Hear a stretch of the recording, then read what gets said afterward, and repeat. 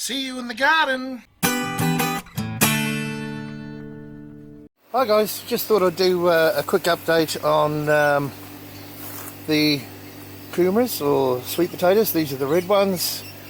Got a couple of videos about these, but they've really gone off. They're jeepers. I can't get it all in the... Well, there you go.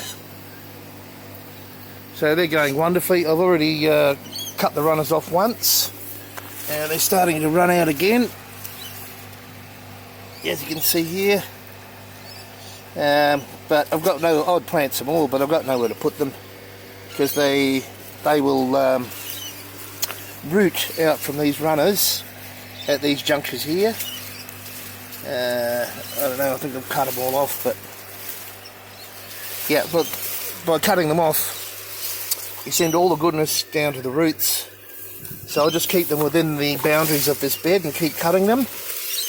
And you can see they're starting to run out. They grow really quick, really great. So it's just an update on the red Kumara. Beautiful, can't wait to be eating those. Alright, that's it for now, just a short update.